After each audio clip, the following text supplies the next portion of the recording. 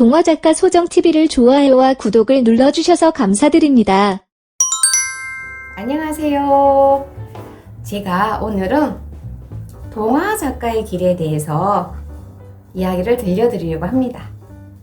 어떻게 동화 작가가 되었느냐고요? 제 어렸을 때 꿈은 동화 작가가 아니었어요. 동화 작가가 사실 있는 줄도 몰랐어요.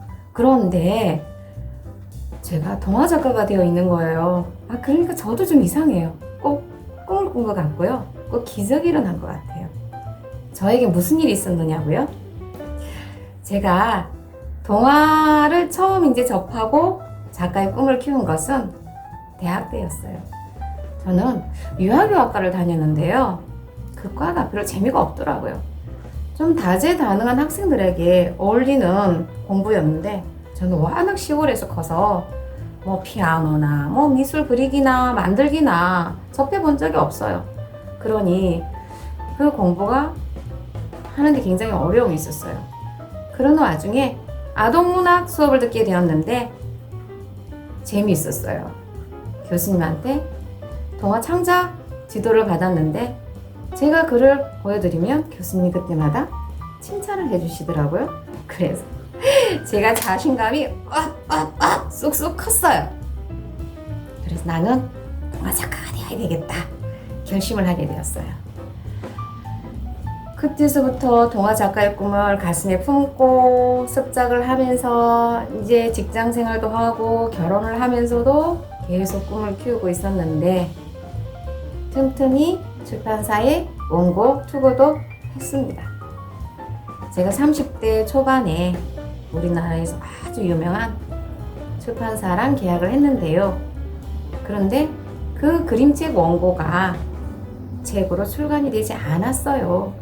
그때는 그림책이 우리 출판 시장에서 통할까 안 통할까 이렇게 시장을 저울질하던 무렵이었어요.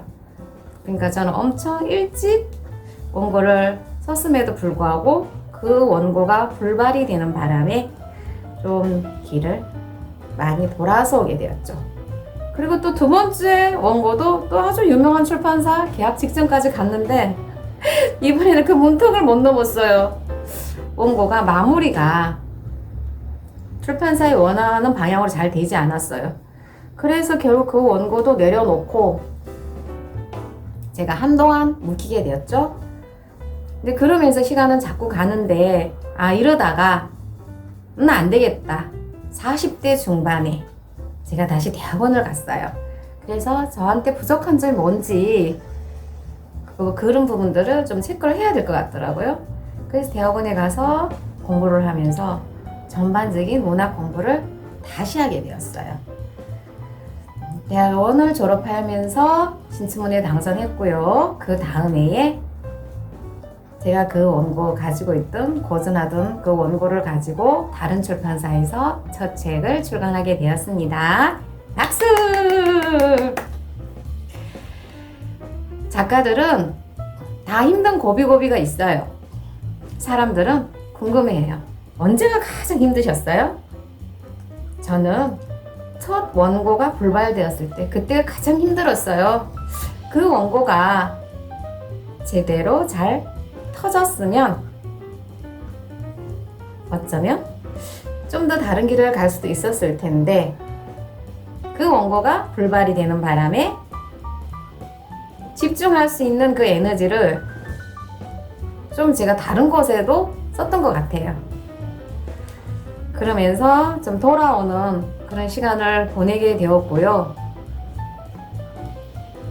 그리고 첫 원고가 불발되었지만 저는 그때 어떤 마음을 가졌냐면 출판사 탓을 할 수도 있었어요. 출판사에서 시장을 저울질하다가 결국에는 시간을 좀 보내는 바람에 다른 출판사에서 비슷한 책을 먼저 출간하는 바람에 결국에는 이제 후발주자는 불리하다면서 제 원고를 출간을 못하겠다고 하더라고요.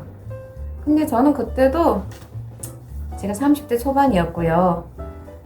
또 앞으로 또 하면 되지 제 탓으로 오늘 돌렸어요. 그러면서 실력을 갖추어야 되겠다고 생각을 했지요.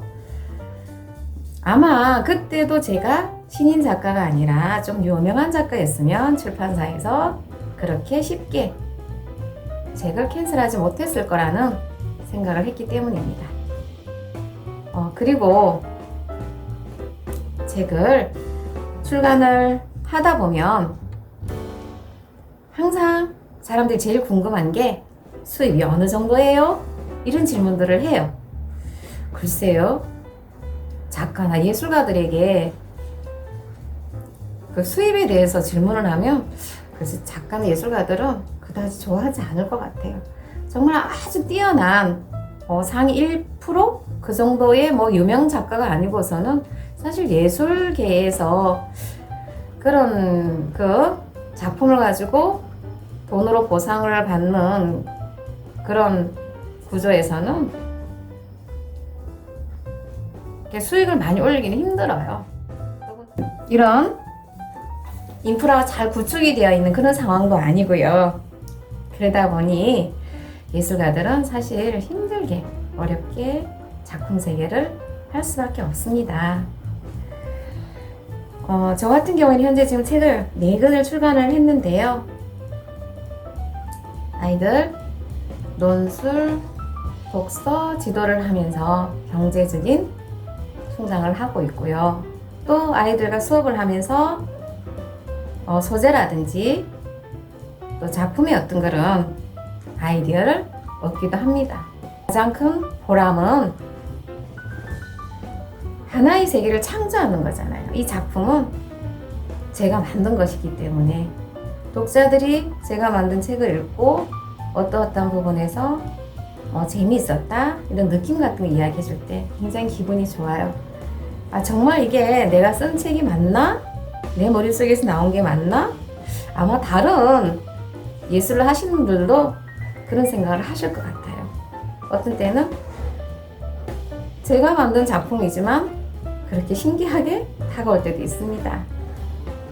그리고 이제 아쉬움이 있다 하면 역시나 같은 이야기예요. 이런 작품을 결국에는 돈으로 그 대가를 보상을 받게 되는데 그런 부분이 좀 약하기 때문에 예술을 하는 사람들에게 있어가지고는 이 작품이 약간은 좀 즐겁고 삶의 의미가 있고 기쁨은 되지만 슬픈 자아상이 될 수도 있습니다. 경제적인 측면에서요. 만약에 동화 작가를 꿈꾸는 사람들에게 어떤 이야기를 들려주고 싶느냐고 질문을 하신다면 저는 그런 이야기를 하고 싶어요. 마음이 준비가 된 사람들은 도전하십시오. 이게 무슨 얘기냐고요? 이런 경제적인 어려움이 있으니까 이런 거 잘 극복을 해내고 그리고 또 하다 보면 이 동화라는 이 세계는 무궁무진하고 이 현실에 있는 한계조차도 뛰어넘을 수 있는 정말 아름다운 신세계가 펼쳐지지만 그 세계까지 작가가 열망하는 그 작품을 만들어내기까지는 많은 시간이 걸리고 또 많은 노력이 필요합니다. 그런 어려운 벽에 부딪혔을 때 잘 넘길 수 있어야 되거든요. 그러니까 그림을 크게 그렸으면 좋겠어요. 좀 느리고 천천히 가더라도 꿈을 포기하지 않고 한 걸음씩 가다 보면 꿈을 이룰 수는 있습니다. 그러니 마음이 준비한 사람, 그런 어려움을 뛰어넘을 수 있는 사람, 건너갈 수 있는 사람들만 도전을 했으면 좋겠어요. 그래서 자기가 꿈꾸는 그런 멋진 세계를 꼭 창조하는 그런 기쁨을 맛보았으면 좋겠습니다. 빰빰빰!